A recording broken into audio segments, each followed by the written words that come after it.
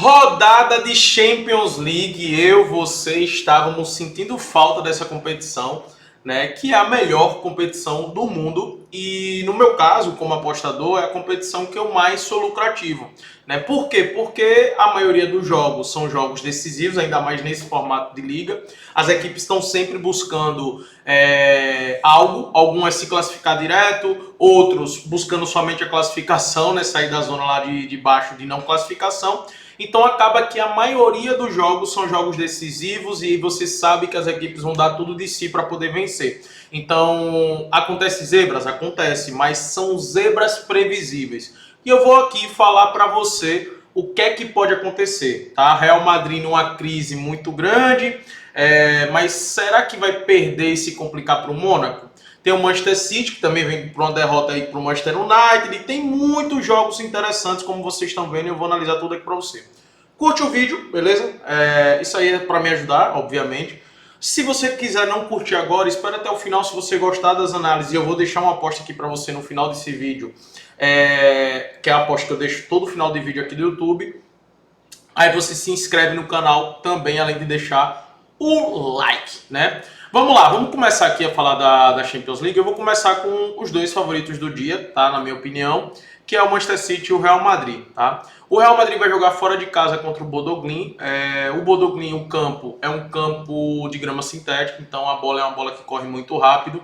Algo que nós temos visto do Bodo Glimt é uma equipe muito ofensiva, até mesmo contra adversários que a gente julga ser melhor, né? E é melhor do que o Bodo Glimt. Então, por isso que a média de gols sofridos do Bodo Glimt tem sido alta, né? Em 6 jogos são 13 gols sofridos, ou seja, uma média de 2 gols sofridos por jogo e 9 gols marcados, uma média até alta para o time do Bodo Glimt, né? 9 gols marcados em 6 jogos, uma média alta de gols marcados. O City tem uma média também alta de gols marcados, de 12 gols, uma média de 2 gols por jogo e de 6 gols sofridos, uma média de 1 gol sofrido por jogo também. São 4 vitórias, 1 empate e 1 derrota. O ponto é, o City está com 13 pontos. 13 pontos, se a gente pegar o primeiro time fora da zona de classificação direta, é o Liverpool, que está com 12. O resto aqui é 11, 11, 10, 10, 10, 10. Então você pode ver que está bem embolado as coisas, né? Estão bem equilibradas as coisas. Por isso que uma vitória para o City aqui, ela é de fundamental importância. Ainda mais para afastar essa sequência ruim que o City está vivendo. Né? São uma derrota de 2-0 agora para o Manchester United não jogando nada. Aí teve uma vitória de 2-0 contra o Newcastle, mas aqui é aquele jogo de Copa que entra com um time todo misto, né? Mas olhando a Premier League mesmo, que não é Copa, foi a derrota para o Manchester United, empate com o Brighton, empate com o Chelsea, empate com o Sunderland. Então já são aí 1, 2, 3, 4 jogos na Premier League sem vencer, tá?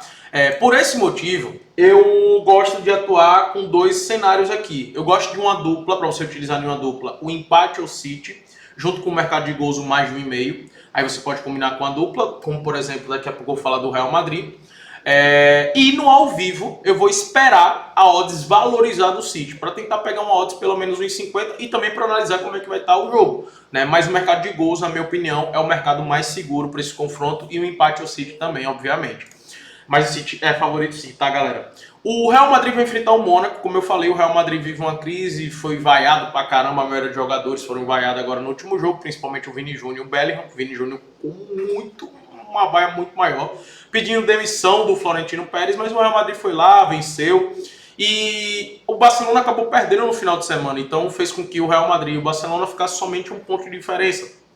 O Real Madrid é o segundo colocado da La Liga. Vai enfrentar o Mônaco, que não vem também jogando bem, tá? É um time também muito limitado, é um time que ainda não se encontrou na temporada, é um time que oscila muito, vem de derrota para o Lorient, que é um dos piores times da Ligue 1, por 3-1, né? Antes disso tinha perdido para o Lyon por 3-1 também, e perdido para o Marselha por 1-0. Então você pega os jogos da Ligue 1, tirando os jogos de Copa, né? Porque pô, na Copa pegou o Auxerre, pegou esse Orleans, pegando o jogo da Ligue 1, são 3 derrotas, né, seguidas, para o Lorient, para o Lyon e para o Marseille. E aí teve derrota para o Brest, venceu o Galatasaray, que foi um jogo muito mal do Galatasaray, inclusive aqui. Perdeu para o Brest, ou seja, são 1, 2, 3, 4 derrotas seguidas, tá, na Ligue 1. E antes disso tinha havido uma vitória contra o PSG. Cara, eu vou ser bem sincero, o Real Madrid não tem passado tanta confiança assim nos últimos jogos, tá? O time não vem jogando bem, mas é um time que, em termos individual, tem muita qualidade, coisa que esse Mônaco não tem. Então, pelo fato de jogar em casa, pelo fato de necessitar da vitória, é muito importante essa vitória do Real Madrid, porque ele está aqui na 7ª colocação com 12 pontos. E é a mesma coisa que eu falei do City. Tá vendo que todo mundo que está fora da zona de classificação direta está colado com o Real Madrid. Um empate, um tropeço aqui, ele vai sair desse G8. E é muito importante para o Real Madrid estar no G8. E contra um adversário tão fragilizado como é o Mônaco, cara, chega a ser assim, obrigação ganhar, tá? E não precisa nem de um coletivo muito forte para vencer o Mônaco. Até as individualidades do Real Madrid, eu acredito que vai ser suficiente para vencer esse Mônaco no Santiago Bernabéu. Então a vitória do Real Madrid é sim uma boa. Vindo aqui para outros jogos, teremos o Kairat contra o Clube Bruges às 12h30. Esse jogo é cedo, tá? O Kairat só tem um pontinho no campeonato inteiro, junto com o Villarreal, né? Em 6 jogos empatou 1 e perdeu 5. Tem 4 gols marcados e 15 gols sofridos. Cara, loucura o Villarreal tá com esses números parecidos com o Kairat, né? Loucura pura. O Villarreal que vem fazendo um bom campeonato espanhol, apesar de ter sido derrotado agora no final de semana pro Betis. O Bruges, ele tá com 4 pontos, ainda sonha com essa classificação. Vencendo esse jogo, ele vai a 7. Então pode entrar, dependendo aí do saldo de gols. Dependendo do saldo de gols que fizer, pode entrar aqui na zona de classificação, né? Que são 24 que se classificam. O Kairat, um padrão que eu encontrei do Kairat, é um time que tem adotado uma postura que é o seguinte: vamos fechar aqui o bloco, vamos se defender e dar a bola para os caras. É isso que eles têm feito, o Kairat, tá? E eu acredito que vai fazer isso aqui também, até porque o Clube Bruges é um time que gosta de ter a bola e que ataca muito pelas pontas. Então, por exemplo, você pega todos os jogos do Kairat, ele terminou com menos escanteios do que os seus adversários, exceto contra o Pafos, que foi aquele jogo de primeira rodada, Kairat contra o Pafos, Kairat jogando em casa, e 4 minutos de jogo o Pafos teve um jogador expulso. E aí o Kairat acabou tendo mais escanteios. Mesmo assim terminou 6-4, tá? Mesmo com o jogador expulso, o Pafos ainda fez 4 cantos. No caso do Bruges aqui, se não tiver jogador expulso, eu acredito que vai terminar com mais cantos do que o Kairat. Então a opção do Clube Bruges ter mais escanteios do que o Kairat é uma boa. Outro mercado que eu gosto bastante, pelo Clube Bruges ter um time também bem ofensivo, é do mercado de gols, tá pagando em 20, é uma boa aqui, tá?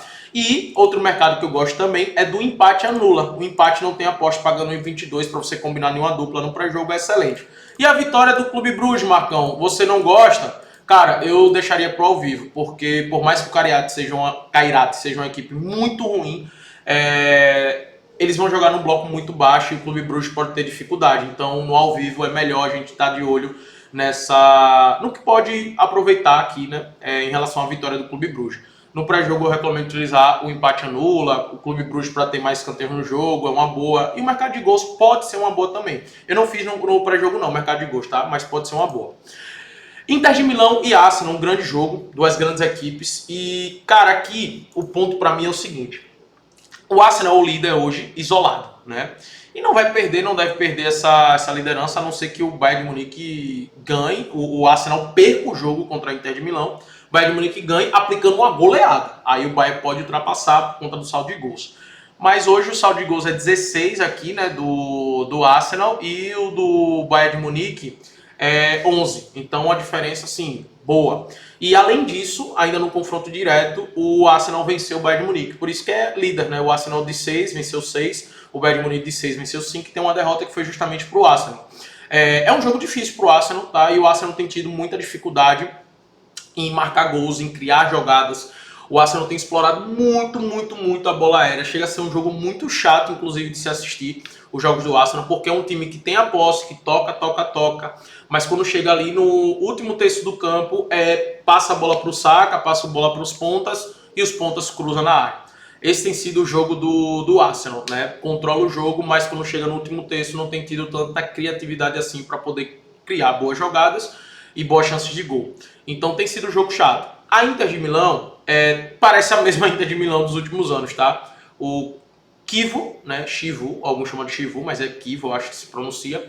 Ele seguiu o mesmo caminho que o Inzaghi estava aplicando, né? Então parece a mesma formação, o mesmo jeito de jogar. E a promessa de ser um jogo duro aqui pro Arsenal, de ser um jogo até muito duro para os dois, né? Muito equilibrado. Por isso que é difícil você apontar para resultado, para do handicap, para gols. É um jogo muito difícil. Esse jogo para mim pode ser 0-0, como pode ser um 2-2, tá ligado? É um jogo muito difícil de se apostar. Então, o que é que eu gosto aqui desse confronto? Óbvio, vamos analisar no ao vivo, vamos encontrar oportunidades, mas eu gosto de levar para mercados alternativos. Qual foi o mercado alternativo que eu gostei? Pro Sommer e pro Raya defender, fazer 2 defesas cada um. Eu vejo com bons olhos esses 2 mercados, até porque o Arsenal deve ter o controle maior do jogo e a Inter deve fazer isso. Deve explorar muito a bola aérea e a Inter deve explorar muito os contra-ataques, né, a transição rápida. Eu acho que esse vai ser o cenário do jogo. Então, para os 2 goleiros fazer cada um 2 defesas, eu vejo com bons olhos aqui.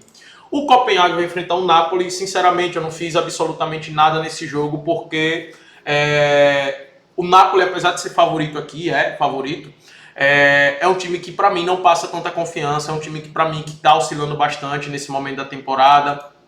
Por mais que tenha vencido o último jogo, né, por 1-0 contra Sassuolo, um grande 1-0, mas empatou com o Parma, empatou com a Inter de Milão, e aqui foi até um grande empate, porque estava perdendo 2-0. Empatou com o Verona depois de estar perdendo 2-0. Então são jogos seguidos contra o Verona, Inter, Parma e Sassuolo, que o Napoli sinceramente não teve grandes atuações, não teve boas atuações. Até teve contra o Parma, mas faltou a efetividade lá na frente, criou muito, mas concluiu mal as jogadas. Então é um jogo que eu vou levar para o ao vivo.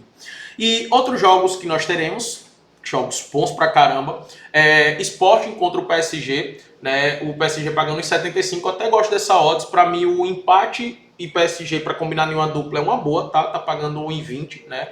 Por exemplo, o empate anula do Clube Bruges com empate ou PSG, essa duplinha tá pagando 1,51. É uma boa dupla, que eu inclusive fiz e recomendo para vocês. Mas aqui também eu gosto do mercado de gols, eu gosto do mais de 1,5, porque são 2 times bem ofensivos, com média alta de gol. Inclusive nos últimos 10 jogos do Sporting aconteceu mais de 1,5, né? Pelo menos 2 gols em 70% dos jogos do PSG. E aqui eu não acredito que vai ser diferente, não. Eu acredito que vai ser um jogo muito bom para gols. O Olympiacos em casa é um time bem ofensivo. E uma coisa que o Leverkusen tem sofrido ultimamente é gols. É uma média de quase 2 gols sofridos por jogo, né? Inclusive, só para mostrar aqui para vocês, tomou gol do Hoffenheim, tomou 4 gols do Stuttgart, tomou gol do Leipzig, aí aqui contra o Colônia não tomou gol contra o Newcastle 2, tomou gol contra o Augsburg, na Pokal não tomou gol do Borussia Dortmund, mas tomou na Bundesliga, né?